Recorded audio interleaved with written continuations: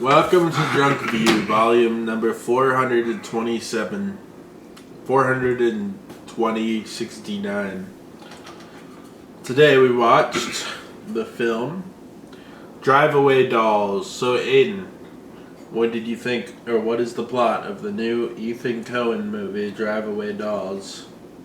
Drive Away Dolls is Ethan Coen's directorial debut without his brother Joel Coen, who's apparently the good one, if this movie's anything to go by. This movie is about two lesbians, Margaret Quagley and the other one, who rent a car in a scenario called a drive-away, where they drive a rental car to another rental facility for a rental.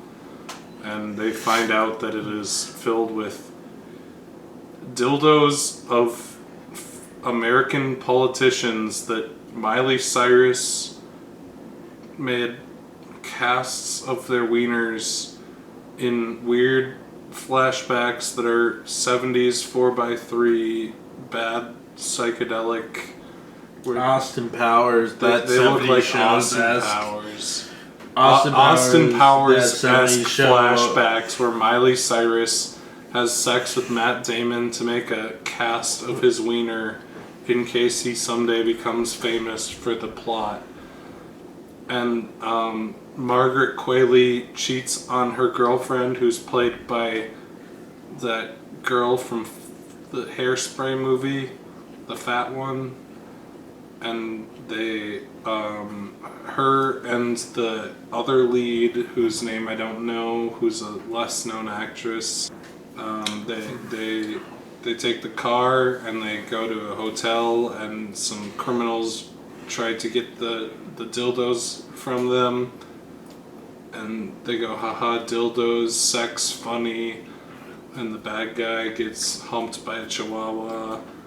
And then one of the bad guys shoots the other ones, and then they take the dildos and sell them to Matt Damon for $1 million, and then Beanie Feldstein from Hairspray shoots Matt Damon, and then they have $1 million and copies of his dildo, and they get gay married, and the Indian girl's grandma says, "Oh, that's nice that you guys are getting gay married, even though I'm religious." And that, yeah. So Connor, what'd you think of Drive Away Dolls, aka Drive Away words I can't say but it's clearly, the movie very obviously wants to be called the other thing that I can't say on YouTube. Yeah, this movie felt like an Ethan Coen fetish movie where he wanted to make a bunch of 20-something-year-old girls make out and make sex scenes. The movie's tremendously horny throughout. It feels like a Coen. It feels like a Coen Brothers movie ripoff. Like someone was trying to rip off the Coen Brothers style while they made a weird fetish movie. Because that's basically what it was. But one of the Coen Brothers was the director. And his wife wrote it, and she's quote-unquote queer, which used to be a bad word, but now it's a word for spicy straight woman who sometimes would maybe hypothetically kiss a woman, maybe hypothetically, but is married to a man for 30 years, I guess. And it's like somehow different from bisexual in a way that I don't understand. I don't understand the science of all that. But she wrote this movie as her fetish thing, and her husband was forced to make this bad movie as her fetish thing. Yeah, it is kind of awkward having a 60-year-old man make this movie about 20-year-old lesbians having sex. And they love saying the word dildo. They love so much dildos. Ethan Coen has a fascination with dildos, and they all love dildos. They love fucking each other with dildos. There's a lot of titties everywhere. The government wants to recover dildos. Matt Damon wants to cover up dildos. The main characters want to have sex with dildos. There's a lot of dildos. Yeah, I mean the plot is paper thin. Every scene, our main character is obnoxious. She's like, well, there's two of them. They're both obnoxious. There's the Texas lady and there's the Indian lady. Texas lady has a bad fake accent and she runs around like spelling out words and then saying them. And she has sex a lot with random partners. Those are her gimmicks. And she's a whore. Like self-proclaimed. And then she falls in love with her friend. And her friend is like, I am just a normal, uptight person.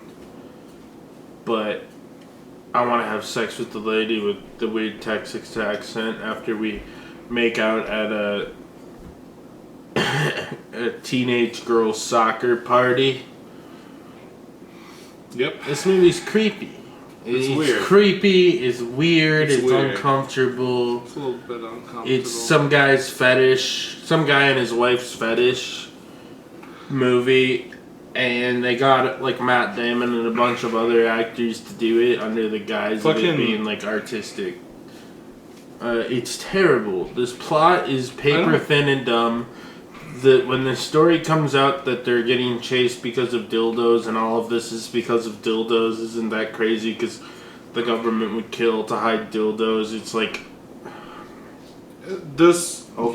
bro. Also, Pedro Pascal is the most featured extra. I don't think it was Pedro Pascal. Yes, it is. That is literally Pedro Pascal. Oh, I thought it was just a guy who looked a lot like him. He's in this movie for 3 minutes, and then he dies, and then a wax model of his head is a plot point that comes up very occasionally. And Matt Damon also plays a relatively minor role as the I don't see Pedro Pascal in the cast. Yes, it is. He's there. He's right there. That's Pedro Pascal. Oh, he did. He's a guy who's in the movie for 2 minutes at the start and then gets decapitated and his head is in a box. And Matt Damon plays a politician who had his wiener copied by Miley Cyrus in a fake dream sequence thing. And Miley Cyrus is a featured extra, Pedro Pascal's a featured extra. Matt Damon borders on featured extra. They pulled out all the stops and getting famous people to be slightly above extras in this not very good movie. Do you know the 2011 Wonder Woman pilot featured Pedro Pascal, famous for Wonder Woman 84? Crazy. Anyhow, this movie is fucking awful. Like, they wanted it to... It's, like, directed like it's really smart. Like, they do these psychedelic cutaways at random points in the movie. And I tried to decipher if there was any particular, like, reason for it. But it's like... It's just Miley Cyrus. He just came up with the ideas, and it's like, what if we cut away to Miley Cyrus having sex with Matt Damon a bunch of times so that she can cast his dildo, and then they cut away to weird psychedelic scenes, and it's like, oh, it's obnoxious. And there's like the elephant and donkey mascots for the Republican and Democratic Party, and it's like, we're trying to say something. They don't know what they're trying to say. We don't know what they're trying to say, but supposedly they're trying to say something. So, Aiden, what do you think of this movie? It's bad. I was thinking throughout the movie that this movie is like a really horny Wes Anderson movie, like a really horny modern Wes Anderson movie. Like, I walk out of every Wes Anderson movie calling it okay. I called Asteroid City okay. I didn't really like The French Dispatch, but that was more its format.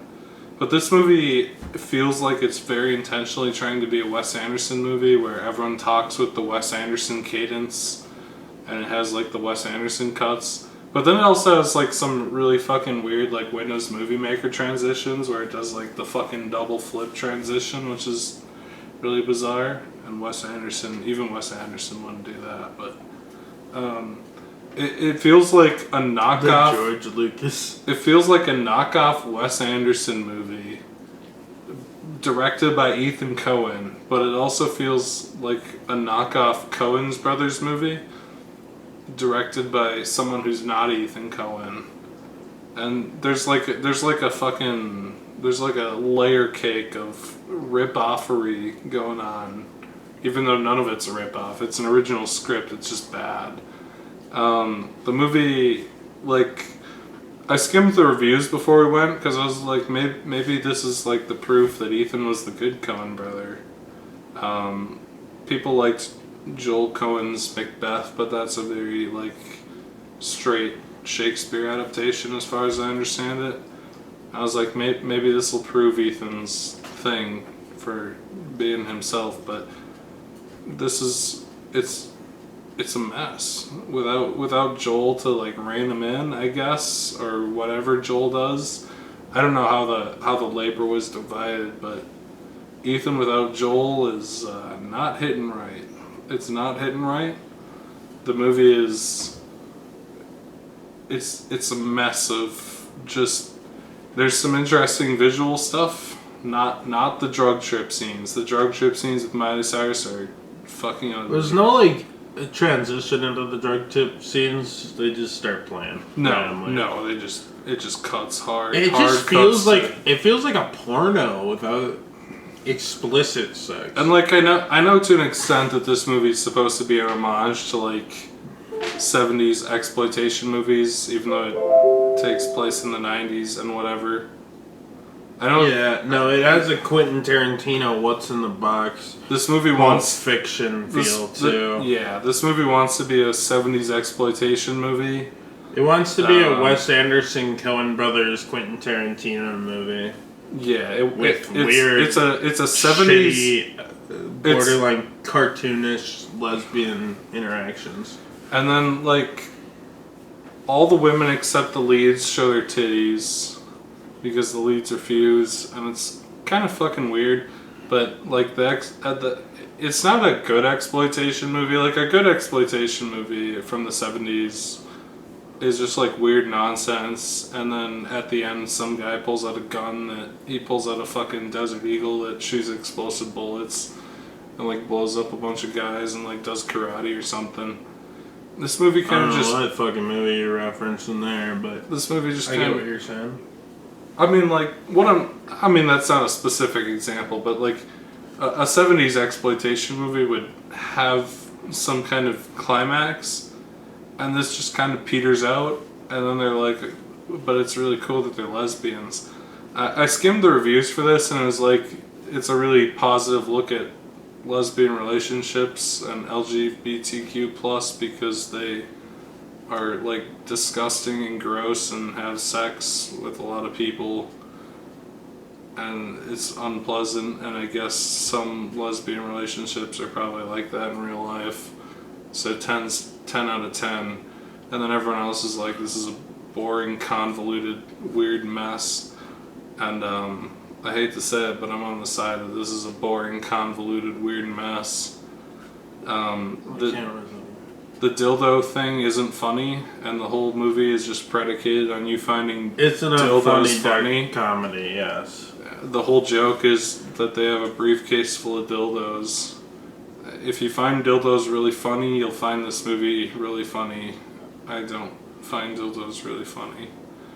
It's not that funny. I think it would have been better if this movie took itself more seriously, but also this movie feels like it's trying too hard in just all categories. It feels like it's trying too hard, and it makes it kind of obnoxious. It's just unpleasant to watch. There's a very occasional, very funny joke, but for the most part, it's just kind of fucking lame. Anyway, Connor, would you recommend Driveway Dolls? No, it's just shit. I didn't really like it. I didn't see what he was going for. I didn't like it. Aiden, would you recommend Driveway Dolls? No. I pretty much listed all the reasons I find it not very good. It's not very good. It's a 60-year-old man and his 60-year-old wife's weird fetish movie. Thanks for watching. I guess we know Joel was the good one now. Ethan used his clout to make a simpy Anthony Fantano style fetish movie, but instead of having sex with an OnlyFans model, he decided to make his weird fetish movie. Yep. It's a weird fetish movie. Yep. It's some guy's weird fetish movie, and because he's one of the Coen brothers, it made it to theaters. Bye-bye.